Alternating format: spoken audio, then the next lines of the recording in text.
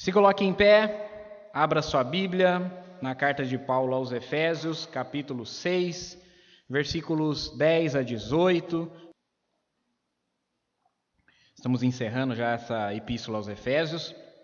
Domingo que vem, se Deus permitir, se estivermos aqui, Jesus não tiver voltado ainda, vamos encerrar essa carta aos Efésios, tá bom?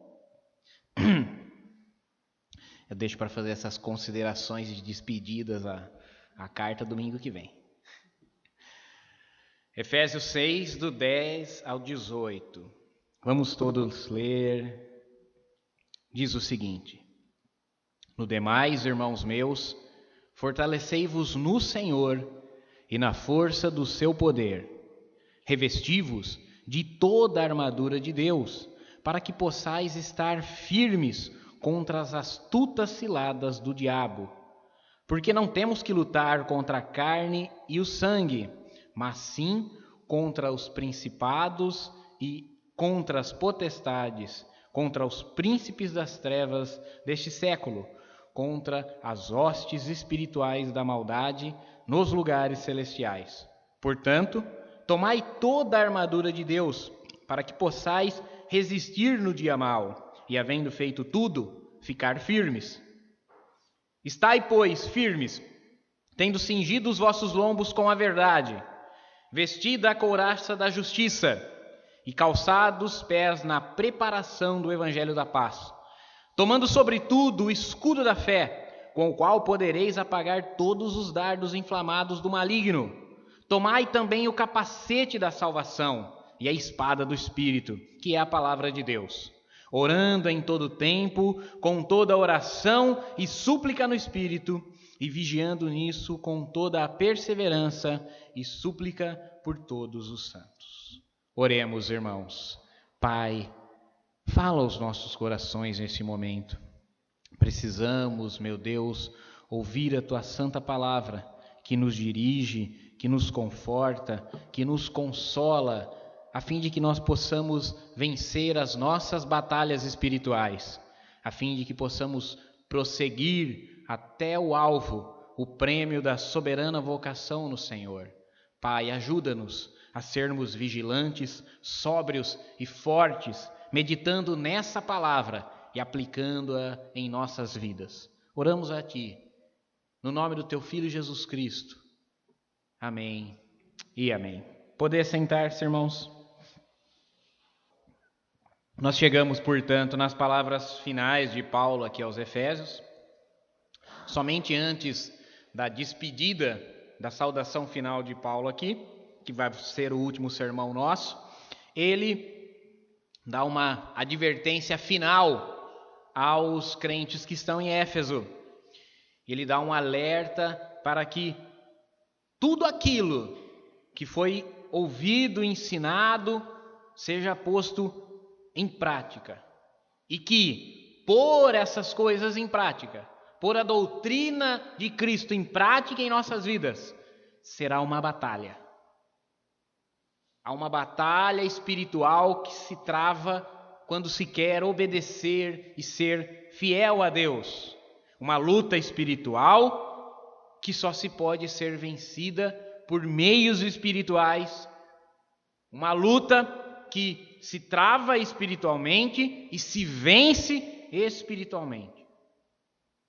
Assim, ele nos diz com essas palavras, versículo 10: No demais, irmãos, ou seja, além de tudo que foi dito até agora, o mistério da salvação, a eleição dos salvos, a redenção dos eleitos, a unidade da fé, a maturidade cristã, a santificação, a plenitude do Espírito Santo e a mútua sujeição. Além de tudo isso, agora eu vou dizer para vocês para o que serve tudo aquilo que vocês aprenderam.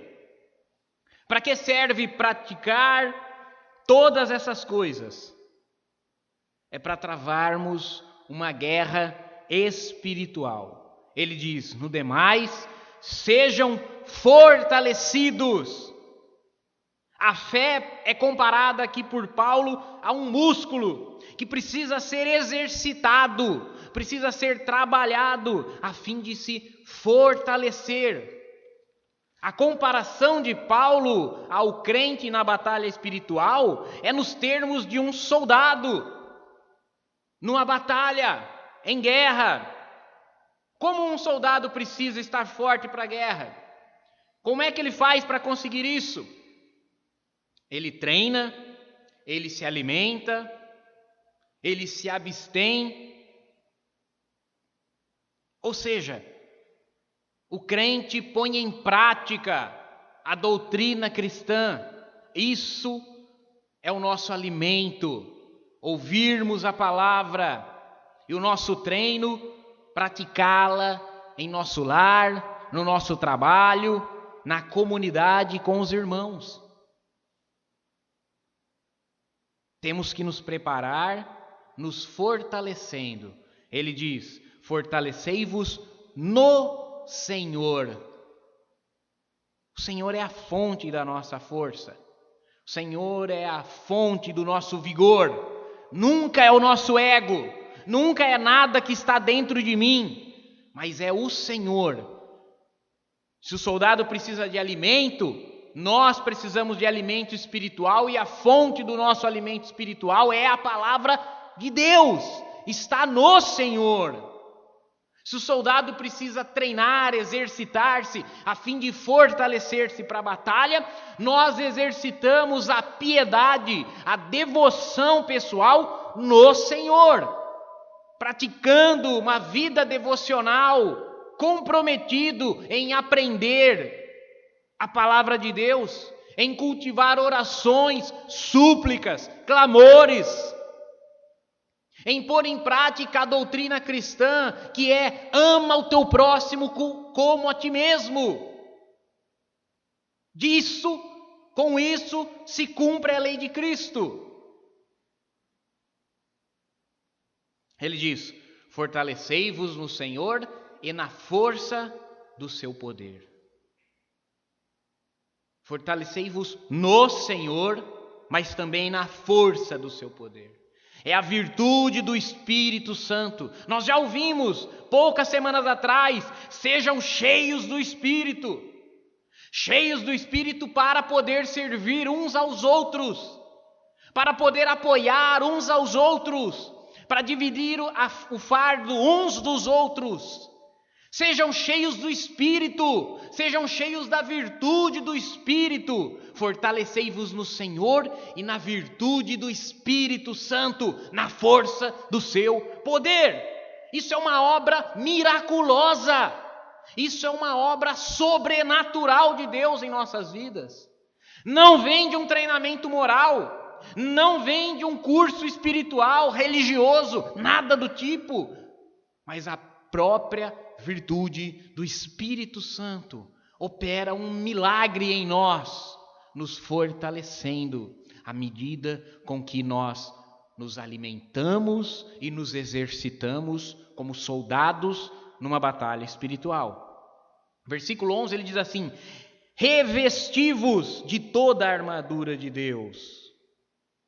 O que Paulo tem em mente aqui, você também consegue imaginar isso agora, é um soldado romano, como daqueles dos filmes, Gladiador, Troia, sabe? Pensa na sua imagem agora, o que Paulo está nos descrevendo é um homem vestido com uma armadura. Há 3 coisas que Paulo já mencionou aqui, das quais o crente tem que se revestir. Em primeiro lugar, ele disse: revesti-vos do novo homem. Isso é a conversão. O homem nascido de novo é o início da experiência cristã, é o arrependimento dos seus pecados, é a confissão de lábios de Jesus como seu Salvador. Revesti-vos do novo homem, da nova criatura. Segundo lugar, revesti-vos do Espírito. Sejam cheios do Espírito. O Espírito Santo, a virtude do poder de Deus, o poder sobrenatural do Senhor. E em terceiro lugar, agora Paulo nos diz: revesti-vos de toda a armadura de Deus. Nós vamos ver com a descrição que Paulo faz, uma figura de linguagem aqui, sobre as armaduras espirituais, que a armadura de Deus nada mais é do que uma vida piedosa, que é uma vida empenhando-se para pôr em prática tudo aquilo que o Senhor Jesus nos ensina na sua palavra. Amarmos a Deus com toda a nossa força, com todo o nosso entendimento, e amarmos ao nosso próximo como a nós mesmos, e nos apartarmos da imundícia, da imoralidade desse mundo. Ele diz: revesti-vos de toda a armadura de Deus, para que possais estar firmes contra as ciladas, firmes contra as armadilhas de Satanás. Satanás, o inimigo das nossas almas, ele é chamado de Satanás, o adversário, o opositor. Em outros lugares, ele é também chamado de diabo, o mentiroso, o enganador, aquele que faz divisão, cisão. Satanás é um inimigo derrotado. Satanás é um inimigo derrotado. Jesus amarrou o valente na cruz. Jesus calcou os pés da serpente na cruz. Satanás, ele está vencido, destronado. Por isso ele não luta de igual para igual. Ele não é nosso inimigo, ele é nosso adversário. Inimigo é aquele que está de igual. Ele não está de igual, porque ele foi vencido na cruz. O adversário das nossas almas é um inimigo derrotado. Porém, ele adota práticas de sabotagem, de guerrilha, de terrorismo, ciladas. Vamos ilustrar? Por que é que o Osama Bin Laden não mobilizou um exército, embarcaram no navio, desembarcaram na costa americana, invadiram o território americano quando do atentado do 11 de setembro? Porque eles não são inimigo à altura dos Estados Unidos. Eles não conseguem travar uma luta à altura. Então o que ele faz? Comete um ato terrorista, uma cilada. Por que é que as Farc na Colômbia não se organizam como exército, vão até a capital, assumem o poder do país? Porque eles não podem lutar de igual para igual. Por isso eles adotam táticas de guerrilha. Satanás, igualmente, não pode nos infligir uma derrota, porque ele já foi derrotado. Então o que ele quer? Ele quer marcar pontos isolados, como um terrorista. Essa é a batalha espiritual. É uma batalha contra ciladas, contra armadilhas. A armadilha é feita para pegar como? Distraído. Ninguém coloca uma armadilha explícita. Todo mundo põe uma armadilha camuflada, escondida. É assim que Satanás ataca a vida daqueles que seguem ao Senhor, aprontando ciladas e armadilhas. Versículo 12, Paulo fala então quem são os nossos inimigos. E veja muito bem, ele diz: nós não temos que lutar contra carne e sangue. Nós estamos falando de um momento em que a igreja era a minoria do mundo e fortemente perseguida. Obviamente que os judeus representavam uma inimizade. Obviamente que os romanos representavam uma inimizade. E Paulo diz: não é contra a carne, nem contra sangue, não é contra os judeus, não é contra César. Nós não estamos lutando contra as pessoas. Talvez no seu trabalho, na sua casa, na sua família, na sua vizinhança, haja algum desafeto.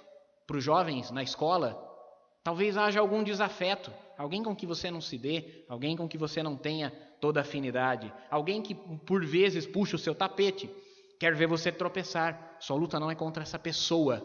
Não é contra pessoa nenhuma. A nossa luta é contra inimigos espirituais. Nós não lutamos contra carne e sangue, porque se fosse assim o Senhor teria nos ordenado pegarmos em armas, como Ele ordenou a Israel na conquista de Canaã e outras vezes tantas na história.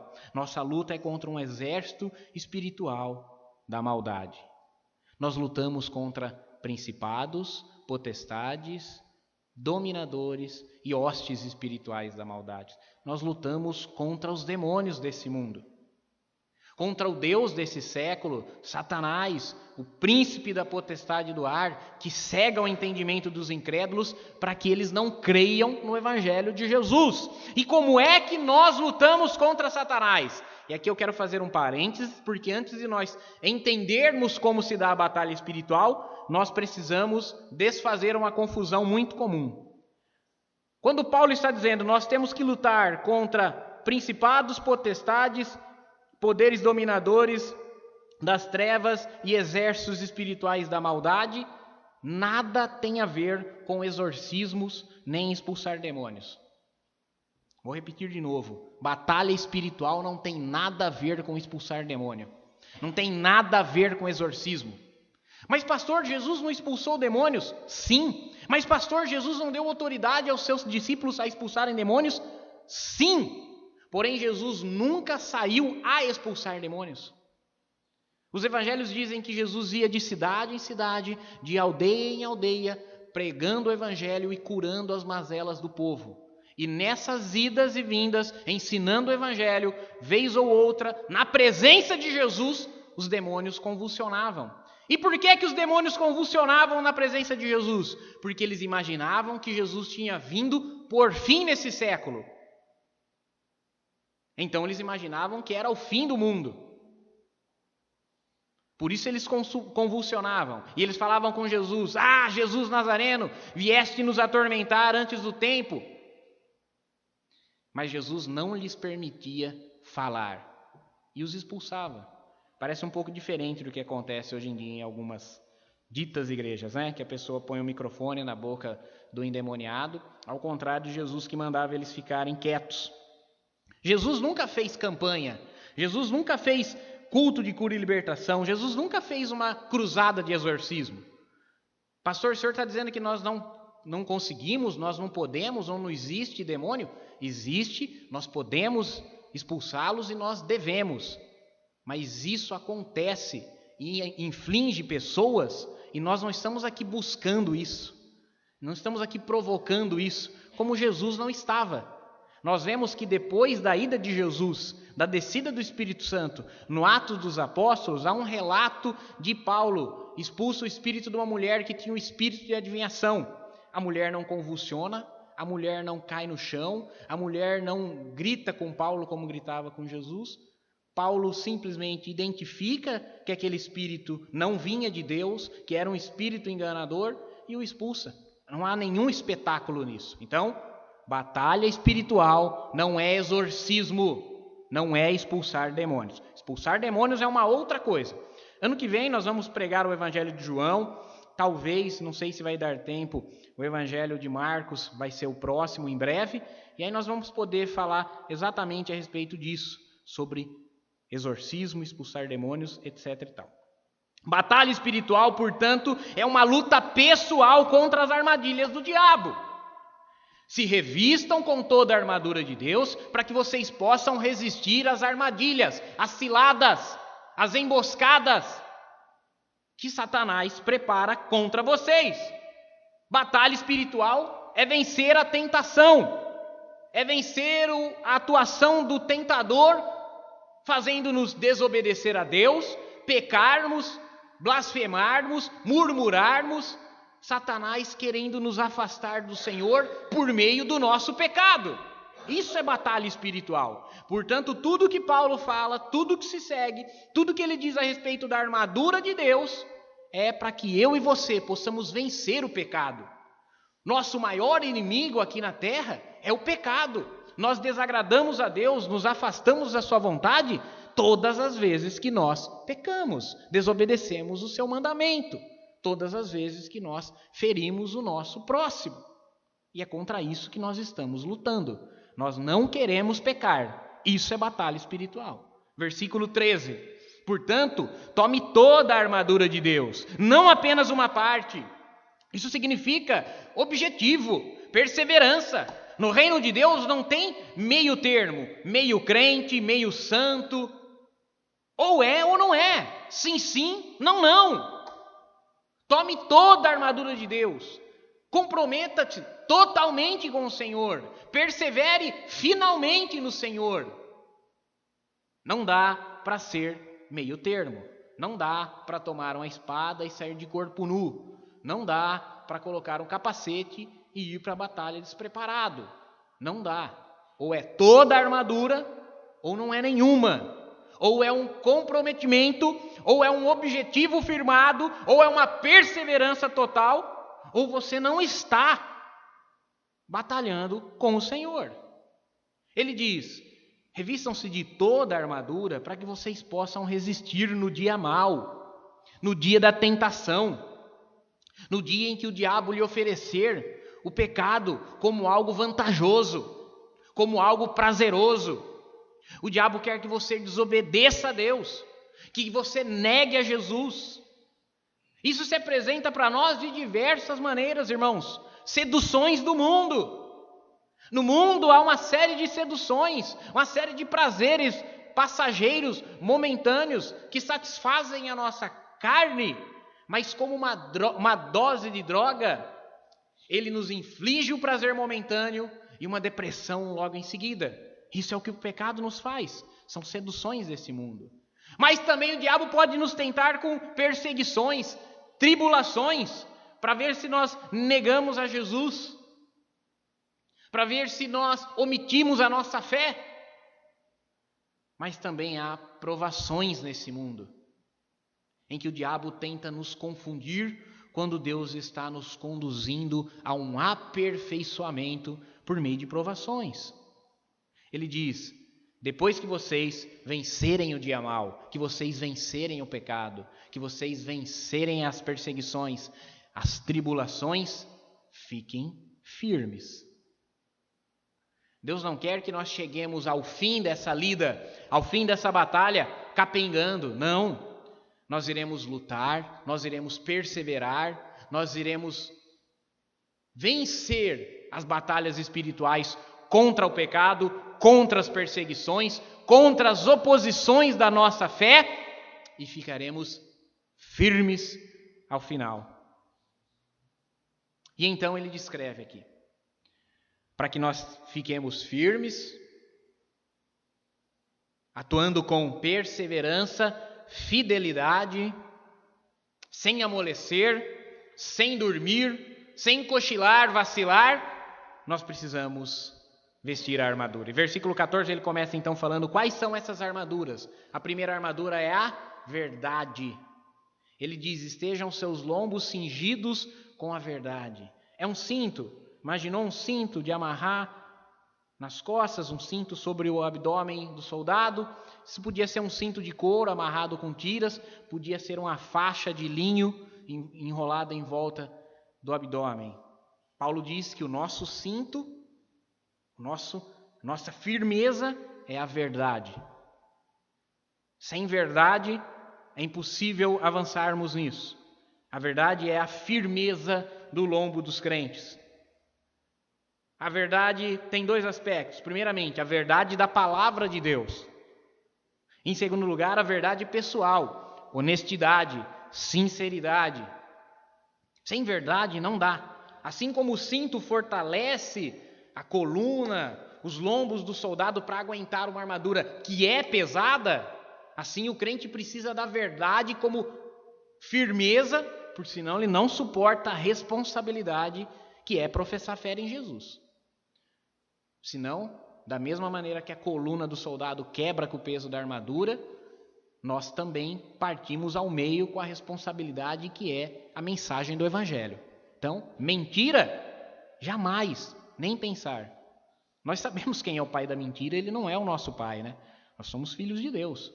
Então, trabalhamos com a verdade da palavra de Deus, primeiramente, e a honestidade, a sinceridade, a fidelidade, somos verdadeiros. Ele diz: vestida a couraça da justiça. A primeira armadura é a verdade, a segunda armadura é a justiça. A couraça é a maior peça da armadura, nessa visão que Paulo está tendo. É a peça mais notável, é aquela peça que cobre todo o peito e o abdômen.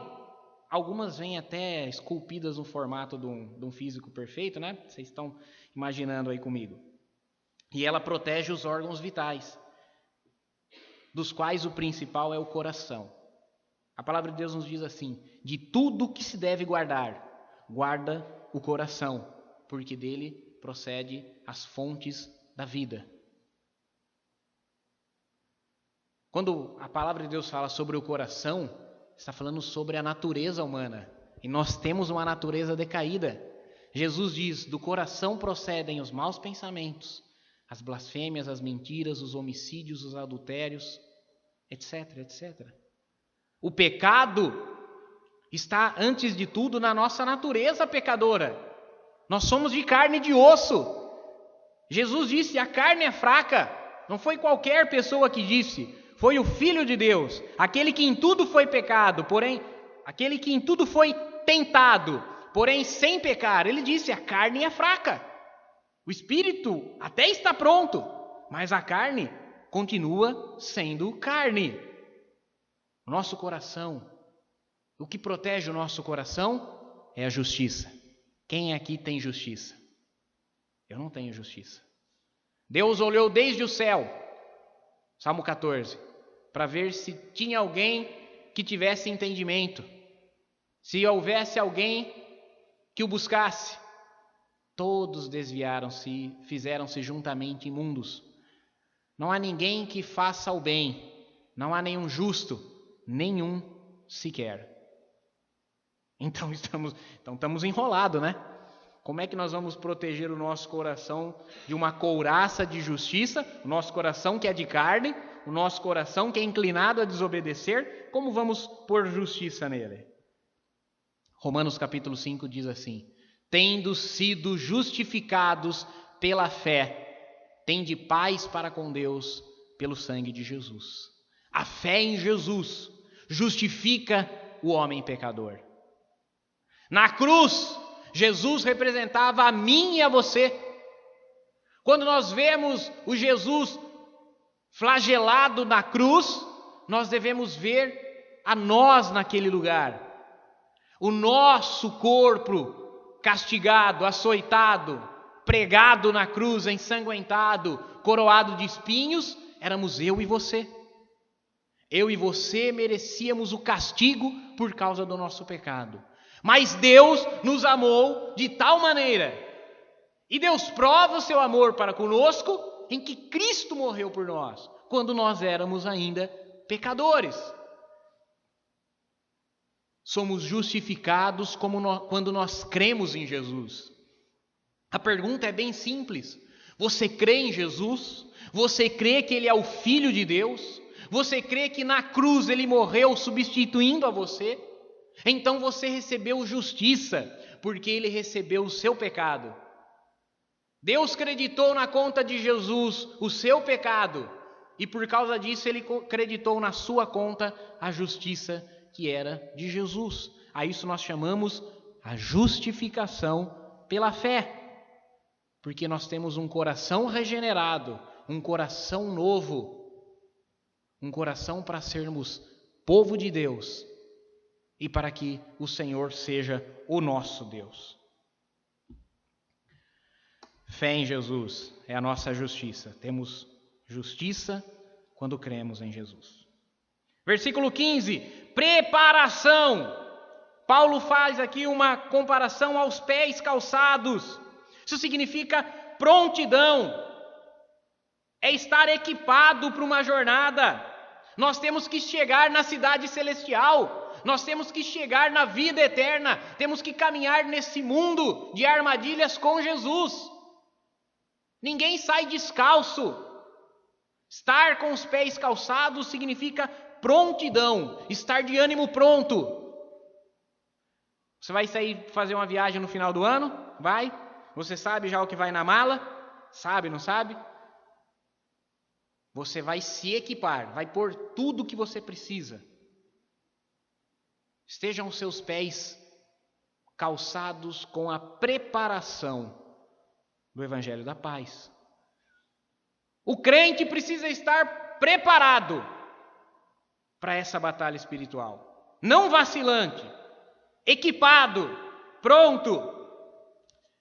Ele diz, o Evangelho da Paz. conforme nós já vimos no capítulo 2, versículos 14, 15 e 17, Jesus é a nossa paz, Ele fez a paz e Ele evangelizou a paz.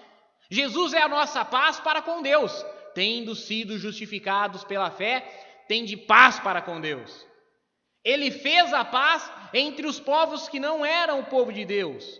Ele nos introduziu nas alianças, Ele nos introduziu nas promessas, Ele fez paz entre nós e Israel. E Ele, Jesus, evangelizou a paz.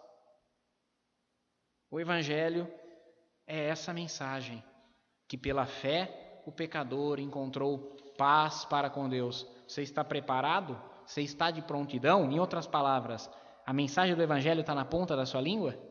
Saindo aqui agora, você consegue falar da paz que Jesus fez a um pecador? Prepare-se. Você tem que estar equipado para poder. Calce os sapatos da preparação do Evangelho da paz. Aposto que na sua família há pessoas que não são crentes, no seu trabalho há pessoas que não servem a Cristo, seus vizinhos talvez não sirvam a Cristo. Você está preparado para falar do Evangelho de Jesus a eles? Versículo 16. Sobretudo, a fé. A fé é uma firme convicção, é uma certeza plena, é uma confiança inabalável nas promessas de Deus. Conforme Romanos 10, 17, a fé é pelo ouvir e o ouvir pela palavra de Deus. Quando você lê a Bíblia, lê os Evangelhos, conhece a mensagem do Senhor, ouve um sermão, é edificado por meio da palavra, da consolação, da exortação, da correção, você gera fé. Deus produz fé. E ele diz, a fé é um escudo. Outra vez, Hebreus 11 diz, sem fé é impossível agradar a Deus. Porque é necessário que aquele que se chega até Deus reconheça que Ele é recompensador do que os buscam. A palavra que para nós é traduzida por fé aqui, a palavra grega pistis, ela é traduzida por fé, a firme convicção, a confiança, a plena certeza, mas ela também é traduzida por fidelidade. Nesse sentido, Deus é fiel e nós somos fiéis a Ele.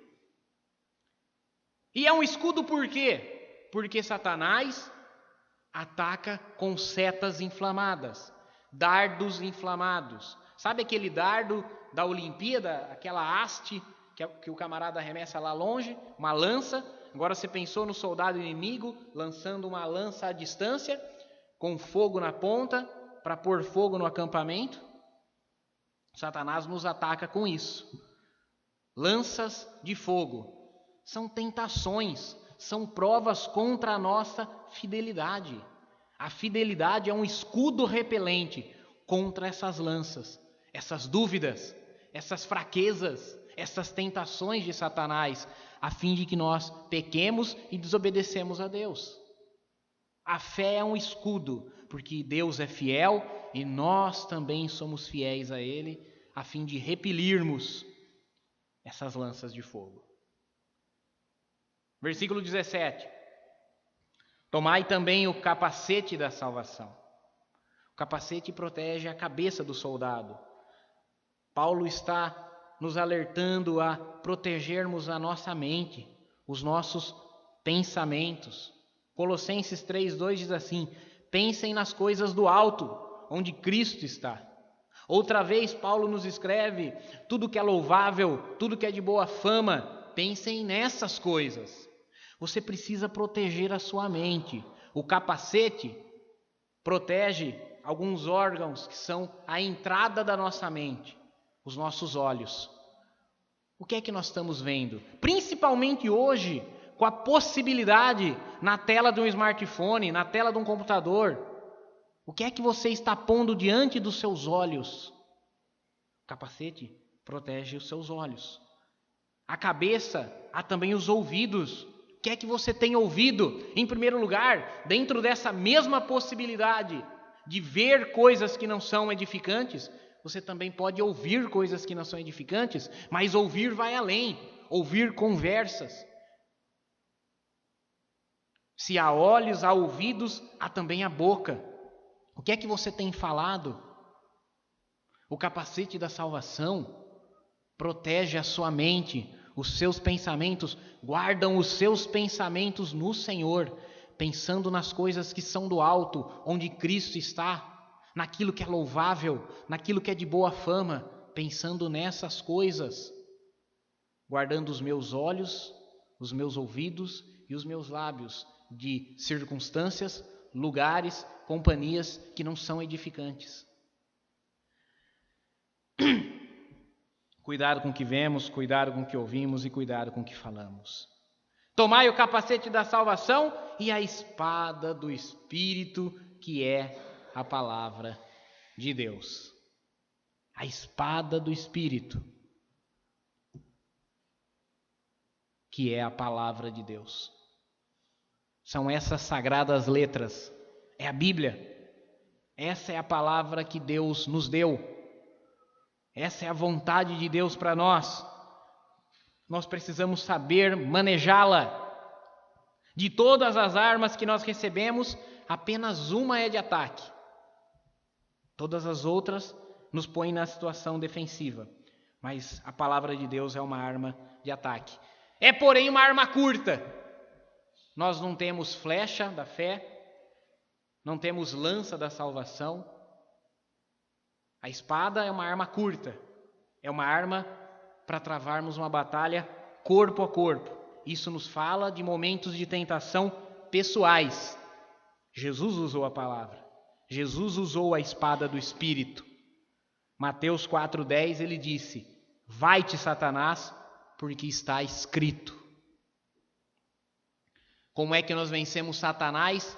Na batalha corpo a corpo, frente a frente com a tentação, dizendo a ele: vai-te, Satanás, porque está escrito. Jesus foi primeiramente tentado pela sua fome. Se tu és o Filho de Deus, manda que essas pedras se tornem pães. Jesus disse: está escrito, nem só de pão viverá o homem, mas de toda palavra que sai da boca de Deus. Mas Satanás também conhece a Bíblia. Ele tem só uns 5.000 anos de experiência a mais do que nós. Então ele tentou Jesus dizendo: também está escrito que aos teus anjos dará ordem ao teu respeito para que te sustentem em seus braços, a fim de que você não tropece em alguma pedra. Se você é o Filho de Deus, lança-te daqui abaixo. Jesus disse: também está escrito, não tentarás o Senhor teu Deus.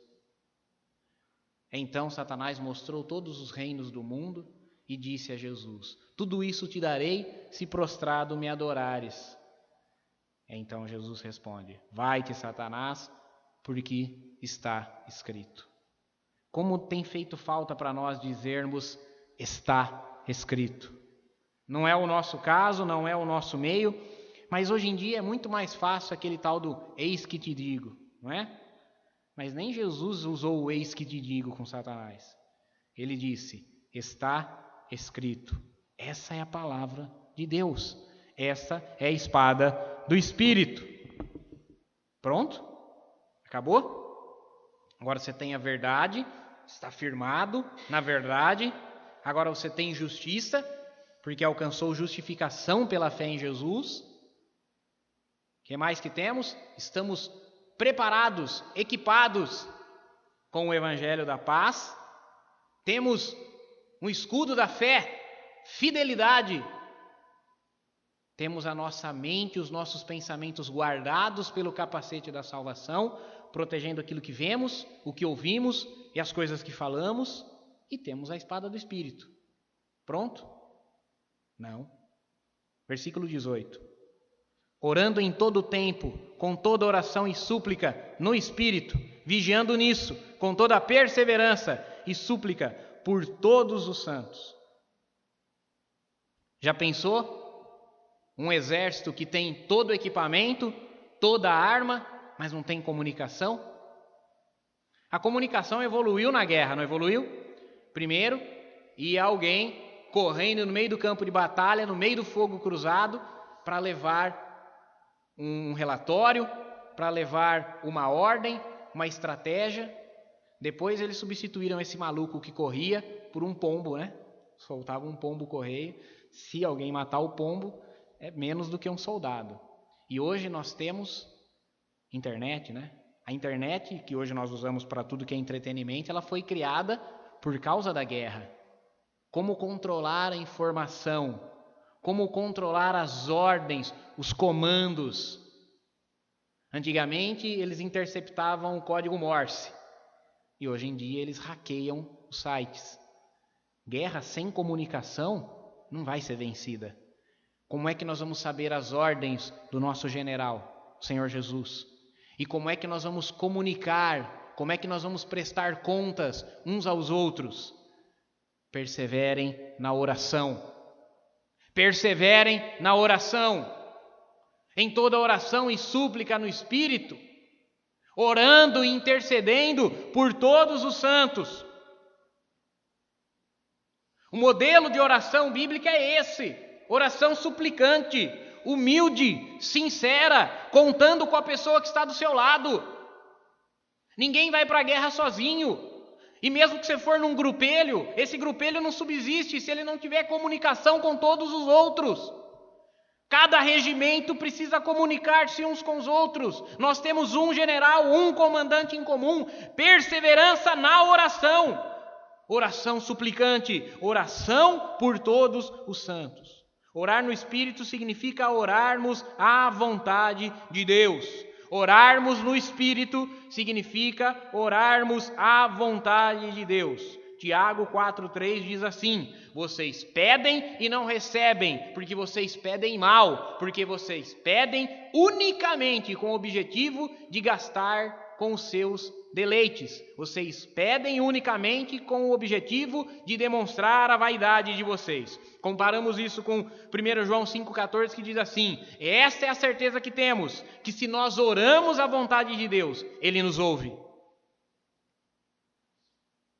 Nós precisamos perseverar na vontade de Deus, em oração uns pelos outros. Toda oração e súplica por todos os santos. Quem são os santos? Capítulo 1, versículo 1, onde Paulo começou essa carta, ele falou o seguinte aqui, ó: Paulo, apóstolo de Jesus Cristo pela vontade de Deus, aos santos que estão em Éfeso, fiéis em Cristo Jesus. Vocês todos são os santos, aqueles que foram santificados, separados, escolhidos por Deus para serem separados das coisas do mundo. Vocês têm que orar uns pelos outros, intercedendo uns pelos outros, porque sem comunicação a batalha está perdida. Essas são as armaduras de Deus. A nossa batalha espiritual é contra o pecado. Nosso inimigo já está derrotado, mas ele vai tentar pôr armadilhas, a fim de que nós desanimemos, a fim de que nós retrocedemos, a fim de que nós tenhamos dúvida, mas o Senhor é conosco. Nós temos a sua verdade, a sua justiça, nós temos o Evangelho da paz, temos a fidelidade do Senhor e a nossa fé nessa fidelidade. Temos a sua salvação e temos a sua santa palavra, que é a espada com que nós vamos vencer as batalhas. Nós vamos perseverar. Satanás não vai nos infligir nenhuma vitória, nenhuma derrota. Em nome de Jesus. Amém? Se coloque em pé para nós orarmos e agradecermos o Senhor.